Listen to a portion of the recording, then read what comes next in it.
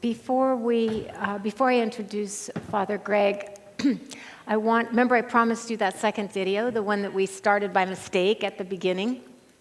And this video is about the importance of affinity groups, that in order to feel safe to explore the less savory aspects of our lives and ourselves, it's really important to be able to be in a situation that feels safe and supportive. And so we have developed affinity groups, and we have a short video to show you about them. And I also want to say, it's also important that the affinity groups talk to each other, and that's the next step. But first, the video.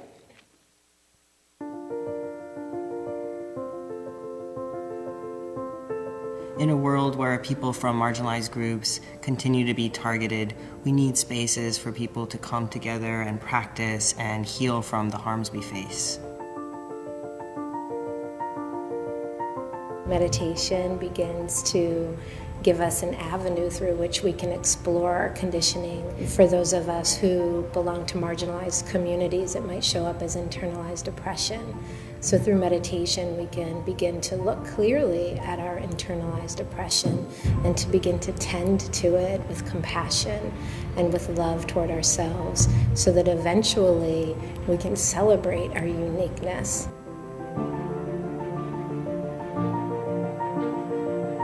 The POC space is very instrumental in creating a whole person that does not have to give up who they are or what they know or where they come from. It's so important to have spaces where people can come together and share stories of empowerment and resilience in the face of adversity. And we also need spaces where we can unpack feelings of shame and unworthiness so that we can really love our full selves. This year, Inside LA made history by offering the first ever residential retreat for transgender and gender variant people. In the 20 years since I've transitioned, I've never been in such a specifically healing and restorative place. We're rarely afforded the opportunity to explore a spiritual or healing or meditative or contemplative place as the one that was created specifically for us. Being queer often is an experience of being invisible, although there are those of us who are hyper-visible. Sitting with people and being led by people who understand your life experience is an experience that lets you actually be seen, to be trusted, to be proud of who you are. We need your support to continue offering these affinity groups that provide deep healing and transformation. Your donations also go towards financial support for people from marginalized groups, as well as those in financial hardship. Please consider making a gift today.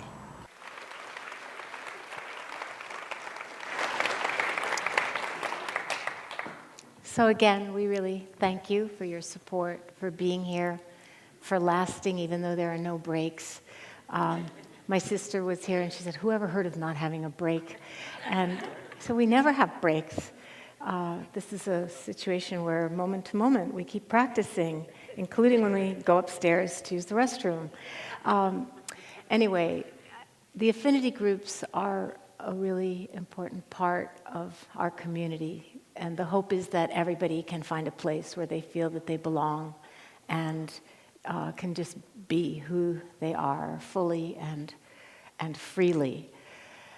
And I have to also just say that I'm so proud of our team at Inside LA that has created all of this. Our team of teachers, our admin team in the office, our director, Mark Coburg, our deputy director, Martin Vitorino, who was in the video.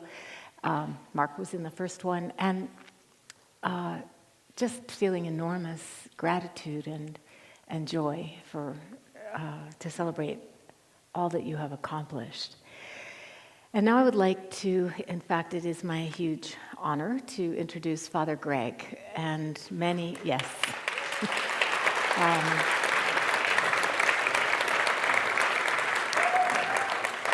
So Father Greg, as most of you know, is a Roman Catholic priest in the Jesuit order and the former pastor of Dolores Mission Church in Los Angeles. He is the founder and director of Homeboy Industries, which is the largest the largest gang intervention, rehabilitation, and reentry program in the world. It's sort of like one huge, large affinity group, as far as I can tell. And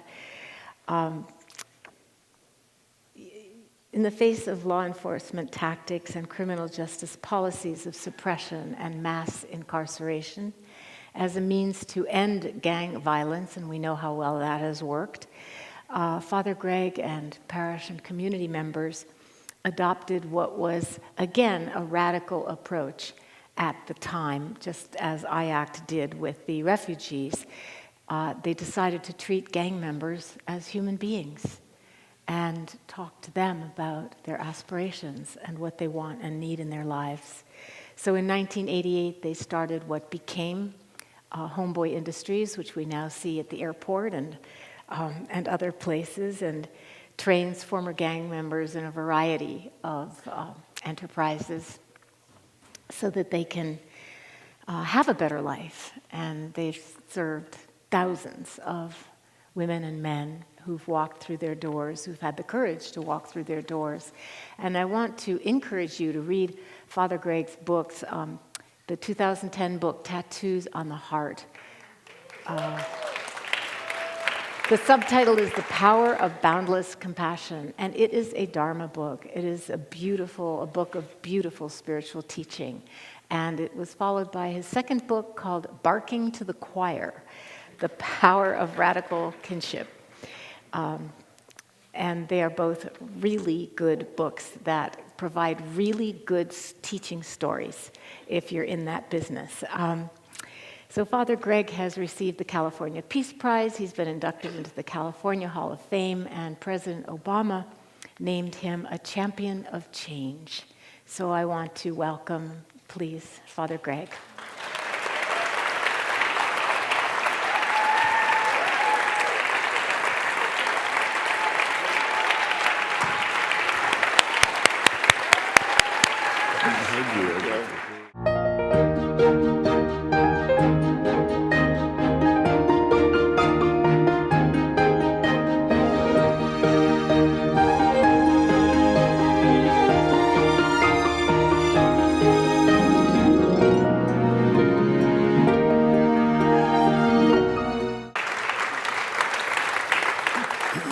And so what's going to happen now, we don't know. The three of us are here, and we're going to have some conversation together and with you. And let's go. I'm sitting in the middle, but I'm not the moderator of this. We're doing this together. We have some questions that we can always ask you, Father Greg, but I just want to invite you if there are any words you'd like to say to begin with. You don't have to, but... Oh, well, then no. I'll take your lead.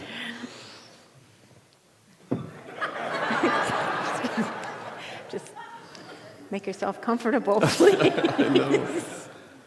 I'm going to...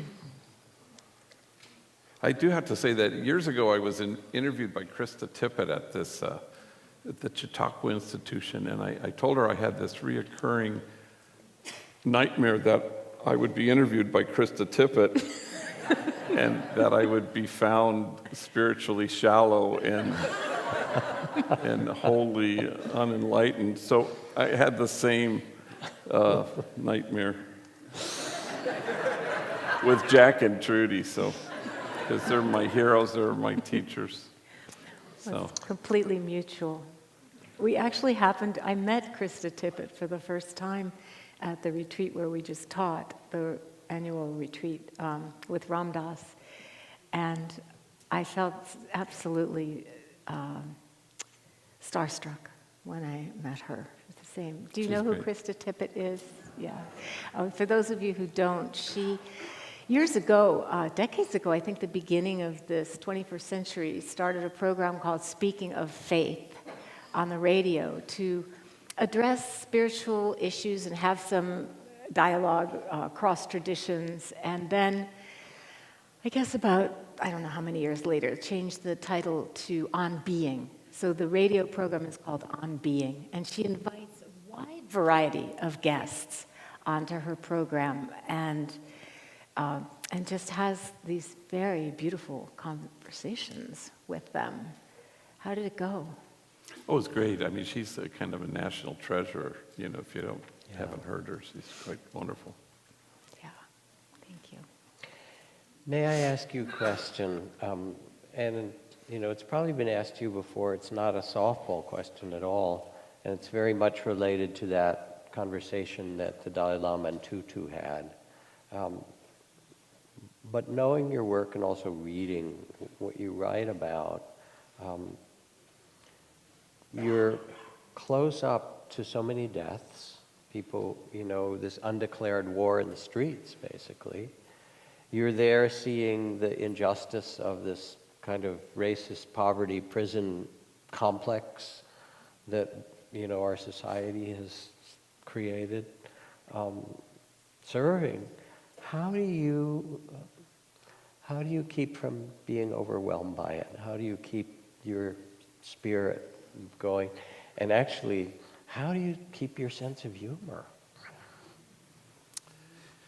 Well, you know, I buried my 231st young person killed because of violence in the street 3 weeks ago. But last Saturday, I buried a young man, we all called him Speedy. His name was Caesar. And I'd known him 33 years. And he died of an overdose, which is actually happens a lot. And so, but you know, you reflect on him, and he was just this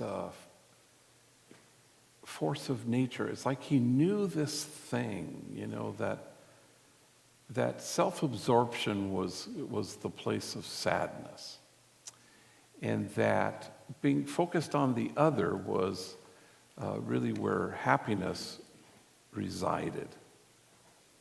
But being loving was what he did, and he knew that that's where joy was. So I think that's sort of the key. I mean, I'm kind of weird that way in terms of death, only because I've had to put it in its place, you know. And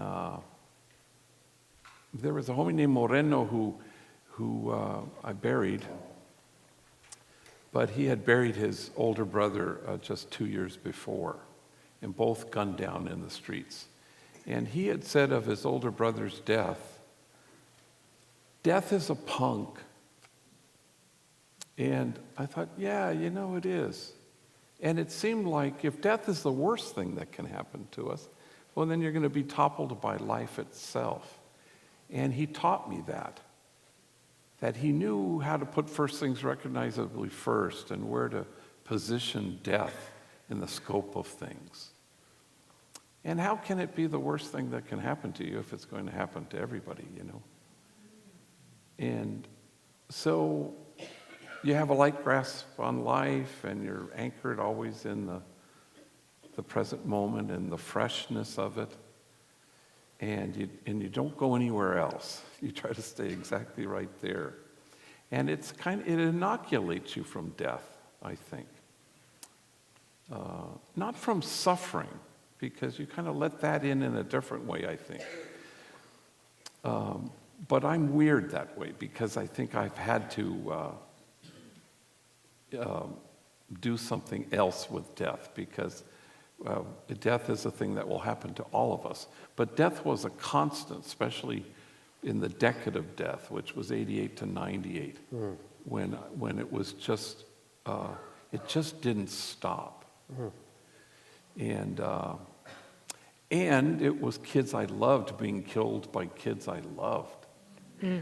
And that made it exponentially more challenging. But nonetheless, as long as you can kind of bring yourself back to delighting in whoever is in front of you at any given moment, I think it's just key. But there's a presumption that, how do you do it? And I think a phrase that I have, like most things you steal from other people, is grim duty. I always say it's not a grim duty. And I got that from you because, and people presume that. That's their expectation, that this is a grim duty. And if it was, then nobody could do it. But if it's the source of eternally replenishing joy, because you're with people. Just right now, I did a quinceañera, and anybody know what that is? And of course, the homies were 20 minutes late. It was just classic. So I cut the fat out of the thing, because I knew I had to get here. And then I swung by the office and picked up Marissa from my office, who works at Homeboy. And there were these 3 homies who were kind of homeless, and so they came into my office, and it was like a love fest, I said, how did I ever get so lucky to have the 3 of you as my sons? Oh no, we're the lucky ones. So they're going, and yet it was mutual and wonderful, and they're suddenly homeless, and we'll figure it out on Monday, and they'll figure it out until then. And how did I get so lucky? That's what I mainly think, Do you feel that way, especially because you're working with kids, with young people, because they have a sense of humor? I think in the spectrum at Homeboy is 14 to 65. And especially now that we're having lifers who are being returned to the community. So they don't know a cell phone from, one guy was telling me he didn't know how to get the water out of the, in the bathroom, because you put your hand under and it does it, and he was wondering where. And I thought, well, who thinks of that, But I took 2 homies with me to Sacramento, and we were going to speak at some schools, and I had masses and stuff, so it took late, so we didn't get there till dark. It was like 7:30. Carlos and Robert, and Carlos has big 2 devil's horns on his forehead, and to his credit, he's growing his hair, and he's had some tattoo treatments, removing them at Homeboy, but they're still quite pronounced on his forehead. And so we get on the shuttle bus from the Terminal B at Sacramento Airport, and we're going to the rental car place, and it's a short distance. And so we get on the bus, and I'm here, and Robert's across from there, and at the back of the bus, Carlos plants himself. Well, I watch people assiduously trying to avoid sitting next to the guy with the devil's horns. And they just did it as best they could until they couldn't do it anymore because there were no more seats, and they sat next to him. And we were somewhere in midpoint between Terminal B and the rental car place, and this electric shuttle bus just shuts down. And we're kind of in the middle of a wooded, dark area. And all the lights went out, and for some reason we're all silent, which kind of struck me odd that nobody was going, hey, come on, what's silence? And the driver's trying to get it going, and it's not working. And all of a sudden from the back of the bus, Carlos says, I saw this in a movie once.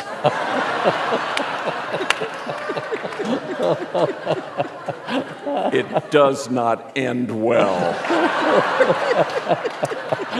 Well, the whole bus just explodes in laughter. And, I mean, literally, it was the most unanimous thing in the most tribal time in our country, where I suspect we all had our camps, but suddenly kinship so quickly thanks to this guy with the devil's horns. And I suspect there was nobody after that moment who would have hesitated to plant themselves next to that guy. And it had this effect on the whole bus that was palpable and unmistakable. And he did that. He is, the trustworthy guide to lead, the rest of us to kinship. Thank you.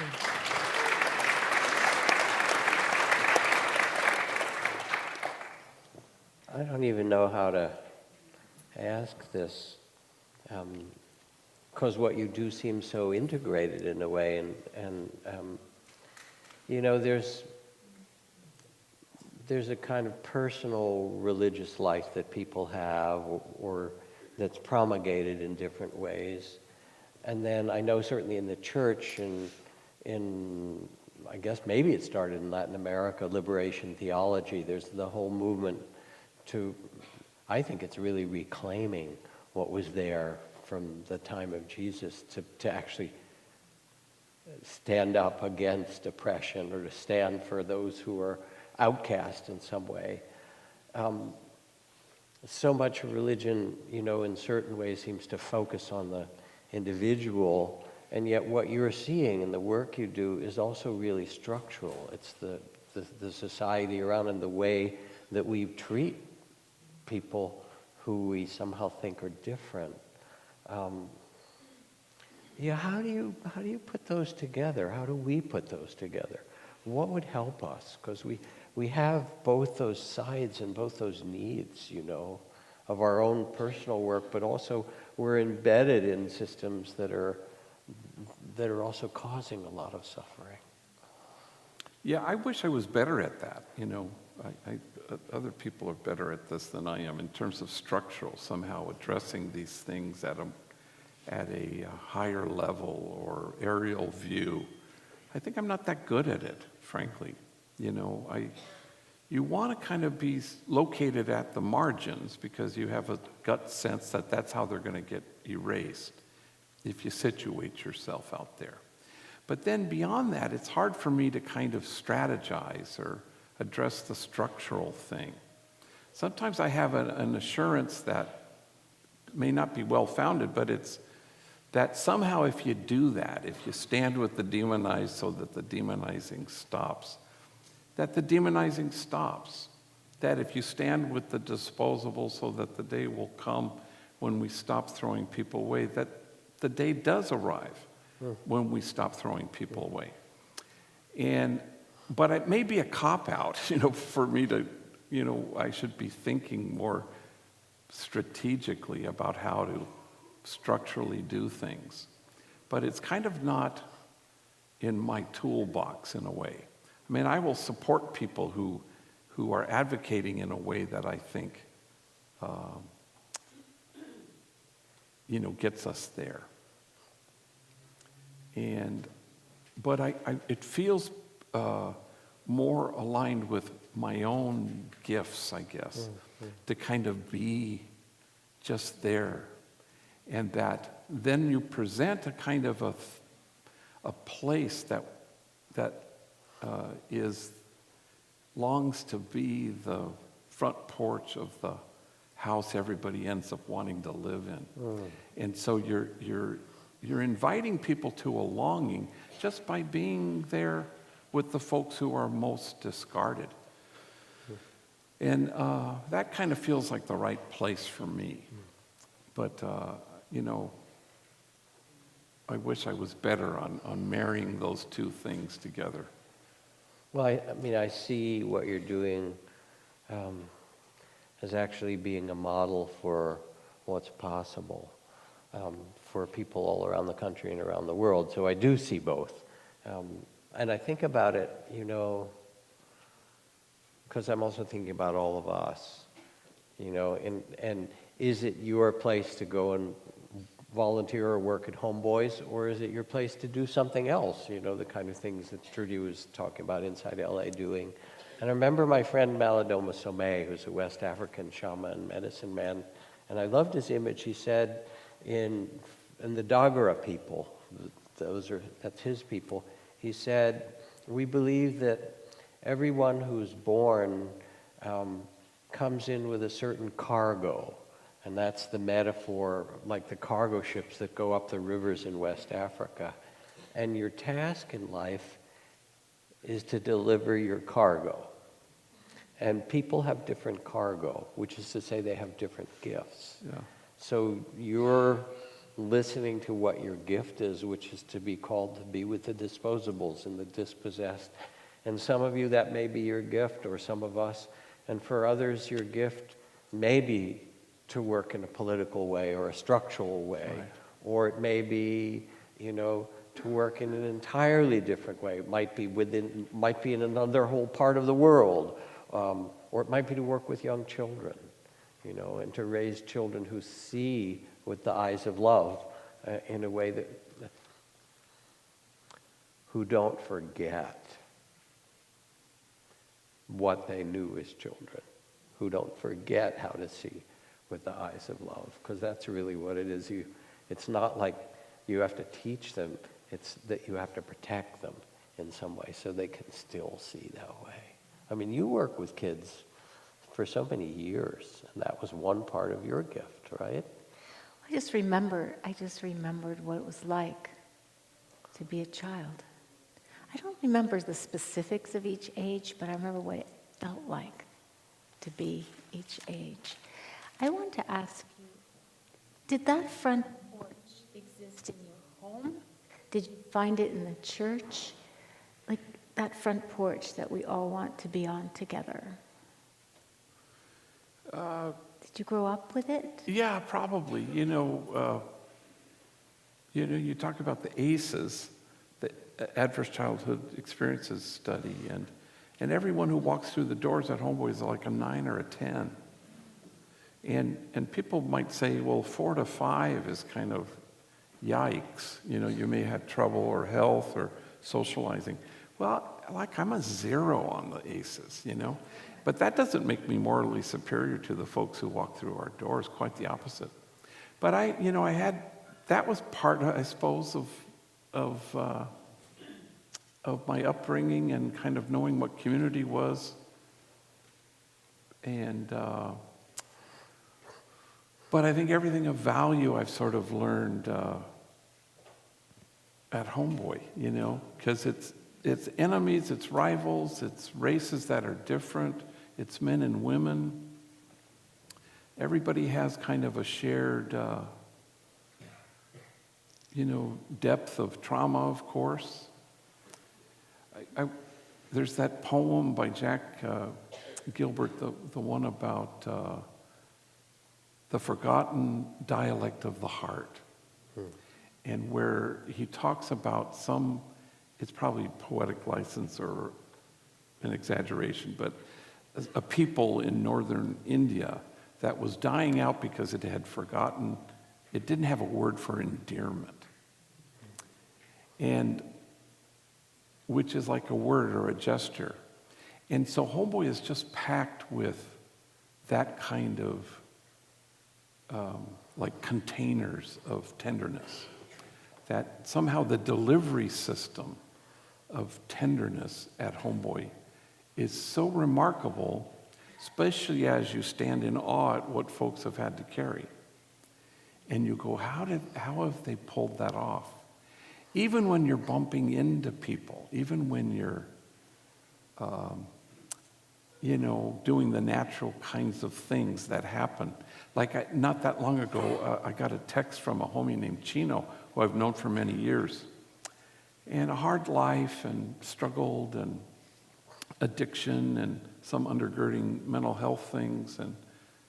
And he needs to go to rehab. So he texts me, this was just recent. He texted me and he said, AG, kick me down with some feria, which means money. And I said, you're my son forever, and I love you so much. And I will always help you, but I will only help you. So if I gave you money, this wouldn't be much help. You need to go to rehab. Come in on Monday, we'll get you into a rehab, we'll pay for it. I know you've burned all your bridges with family and friends, but you'll never burn this bridge between you and me. So I push send. Right away, he gets back to me. Fuck your bridge. Oh. Well, I remember it so fully. Like I just let the sting of it come over me. And then I shared it with my council. My council are all homies who run Homeboy Industries. And they all know this guy, and he's a character, you know. Then it became endearment. It became, they would leave my office, they still do it, and they hug me and they go, fuck your bridge. And I go, hey, thank you. And it's become this odd term of endearment. But it is the forgotten dialect of the heart, you know. It's like somehow it has to be word and gesture. It has to be. Otherwise, what's the container? How do you get the pulley system to go from your heart to somebody else's heart except by word and gesture? And he went to rehab, by the way, let me just say that. But Did he go on Monday? what? Did he come in Monday? No, but we got him into a rehab without him coming in. Security was involved. No, I'm just kidding. I'm kidding. It could be the title of your next book, Fuck Your Bridge. Oh, yeah. It's going to be a chapter, Okay. for sure.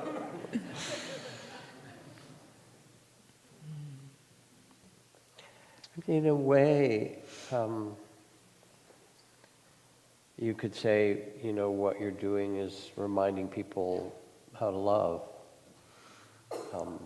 In another way, you could also say you're reminding people that they can trust, you know, that somehow that we can trust one another, and that that trust that may have been, you know, broken in all kinds of ways or lost. Yeah, how do we learn to trust as a world? That's, I mean, I see it when I teach meditation. Sort of the first step is somehow to communicate to people that they can trust that their heart is big enough to hold their own human experience, all the joys and sorrows and so forth, that they can begin to trust that. And when they begin to trust that they can hold that, then it becomes possible to maybe trust to be able to hold someone else. Just interested in thinking about trust. But the first stop and step in transformation, like in the affinity groups, is to have just a safe place. It's really a location. And at Homeboy, you know, I think people find the place like a sanctuary, if you will. You know, a homie said the other day, when you walk in there, there's an aroma. You know, and that's the aroma is really safety. It's really, you're okay here. We got you. And then people become the sanctuary that they sought. Then they inhabit that safety. And then they go home and they present that sanctuary to their kids. And for the first time, you've broken a cycle, because safety all around. Yeah. This is a safe place that can be trusted. And it's a love that can be trusted, which, you know, that's kind of a key challenge, I think. Yeah, I've seen it in working with vets who come back, who, especially to make a circle, a group for combat vets, and they'll say, you know, they haven't been able to talk about what happened to the people they love because it's too devastating to them and to the people that they, and they'll say, I can't tell you what I saw. I mean, you know this very well. But then it gets more difficult, because then they say, I can't tell you what I had to do. You know, and then this becomes the first place that they can somehow take the weight that's been on their heart for all those years and say, here it is, and other people can say, we'll hold it with you. And somehow it sounds like that happens at Homeboys as people come in. Do they tell their stories, or is it more just that there's the field of love? Well, there's that, but, you know, there's groups and there's therapy and so people, find their way to do that. But our groups are really quite healthy and whole, and they feel quite confident in sharing things that, I think that's a new thing, frankly. I mean, there had been a huge stigma to that kind of idea. I'm not going to tell people in a group anything. Certainly I'm not crazy. I'm not going to talk to a therapist. Sure. And that is gone. I mean, we have 4 paid therapists, 49 volunteer therapists, including 3 psychiatrists, and a waiting list for our trainees, which has never happened. So on the one hand, it's a good problem to have.